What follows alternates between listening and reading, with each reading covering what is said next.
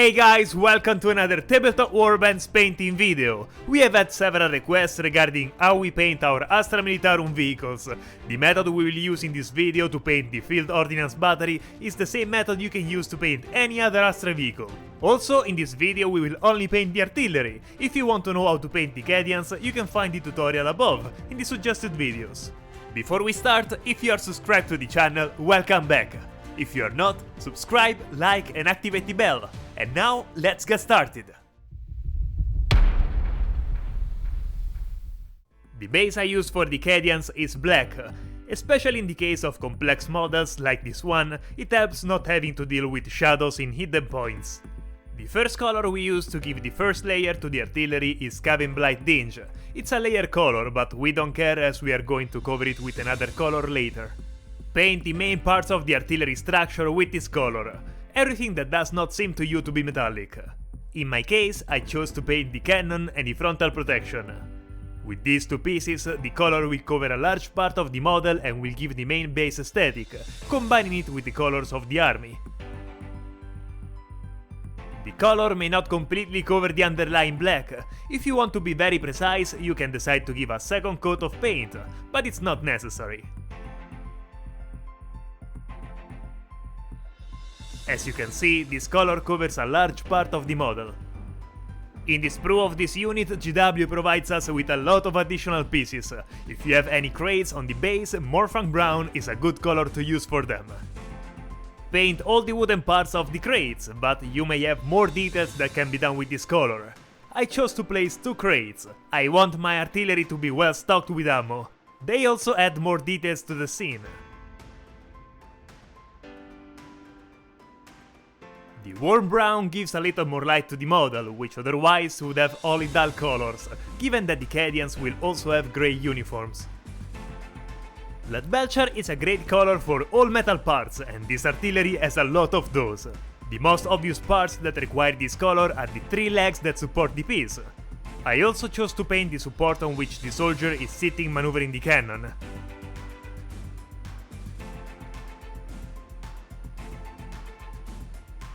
With the legs done, you realize that on this artillery you don't have that many colors to use. It's a pretty simple model. There are other details that you can decide to do, the bar above the cannon barrel for example, or the wheel rims.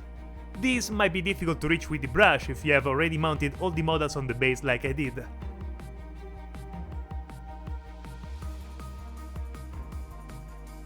With the metal parts done, about 90% of the artillery surface is covered with the base colors. Now we deal with the details, such as correcting the mistakes made on the wheels. Abaddon Black is the color we use for this. Try to be precise and define the edge of the rims well, being careful not to cover the silver. Pass the color all over the wheel because this black may be different from the black used as the initial base.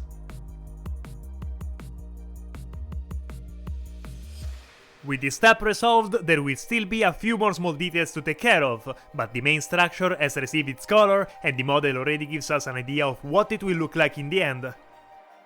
If your model has screens or lenses, we use Caliban Green.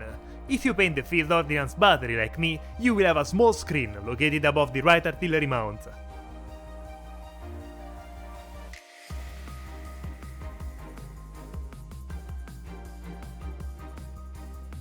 There is also a small lens on the front of the protective panel.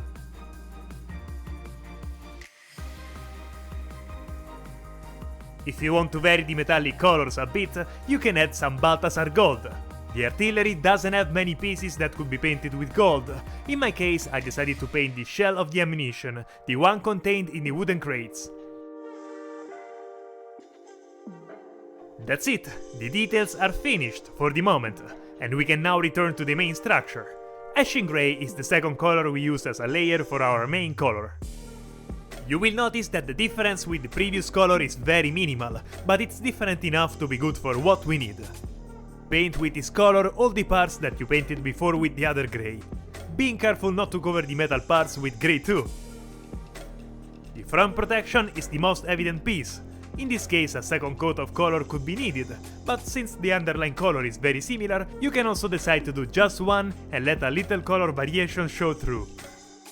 I also chose grey to paint the structure of the small television on the right support. With this color, we have finished giving the base to the main structure. Once the model is done, this will be the color it will have, and it's different from the Cadian uniform but similar enough to blend with the color of the army, offering an interesting variation. We left out one small detail. If you have ropes, like the ones used to carry the crates, we can use Rakarth Flesh as a base color. Use a small pointed brush and base this small but important detail as well. As there are few colors throughout the model, any possible variation we can add is welcome. I have 4 ropes in total. They are on the sides of the ammo crates. We have arrived at our favorite part, the Agra's Earthshade. With this shade we take care of the shadows of the model, and we needed to make the colors we have used so far more realistic. With a small flat brush, paint with the shade on every part of the model except the grey parts. We will paint them after, but with a different method. The shade will have to cover all metal parts and browns, so take care of the supports of the artillery structure and the rear of the barrel if it's open like in my case.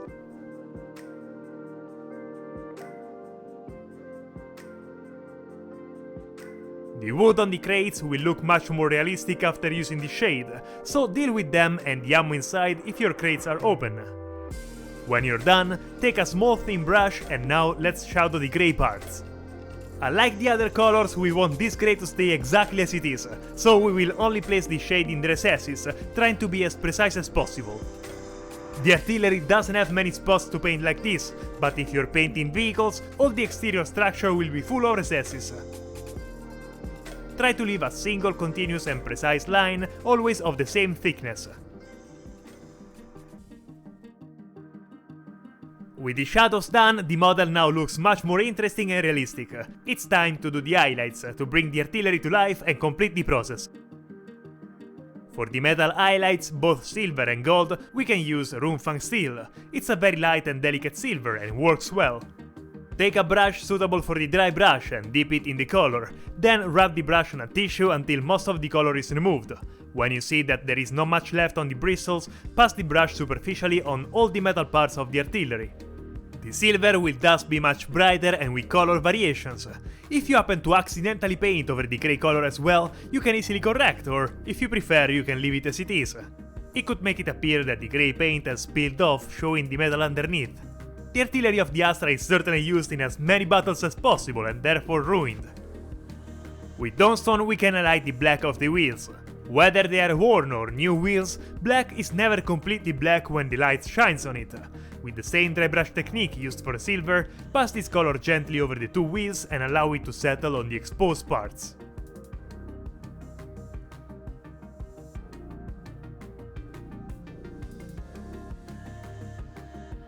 Scrag brown is the color I chose to highlight the ammo crates. In this case we have to be a little more precise than before. We need a fine pointed brush. Use the side of the brush and paint all over the inside and outside edges of the crates. You will see that the contrast between the dark brown and this light brown will make the ammo crates more defined.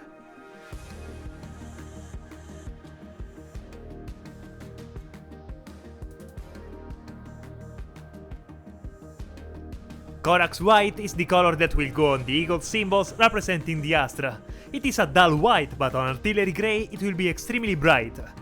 Be precise and paint the wings and the skull of the symbol, trying to leave the underlying black in the recesses, because we won't pass any shade on this color.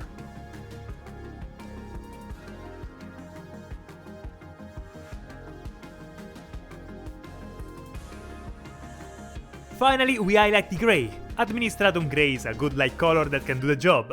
With a thin brush, do as you did before for the ammo boxes. Paint with the side of the brush and highlight all the more exposed edges. Most of the edges that you will find are from the front panel, unless you're painting other vehicles, in which case they are everywhere. Where the color of the artillery previously seemed flat, it now takes on a new dimension, and is detailed enough to draw the attention on the battlefield. You can also highlight all the small screws of the structure. If you make a mistake with the brush, it will be very easy to correct since the underlying color is a flat color.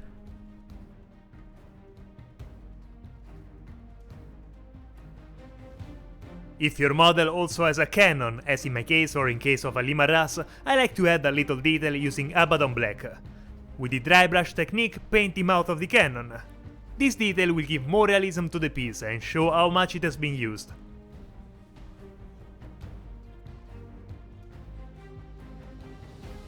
Done! The model is finished. If you want your piece to be even more ruined, you can add more details like rust or chips in the paint or even additional identifying colors. It's up to you to customize your model. If you want to know how to paint our Arcadian scheme, the video tutorial is in the suggested videos. Enjoy the painting, guys! And with this we conclude. If you like our content and want to help us grow the channel, we have an account on the platform Buy Me a Coffee where you can support us with donations. Any help you can give us to improve the channel is welcome. We are counting on you. The link is in description. And if you have come this far, write the word Rumble in the comments to let us know. You are the best! And if you are not yet subscribed, subscribe to the channel. If you like the video, leave a like and write us in the comments. We are always curious to know what you think. That's it, guys. See you next video.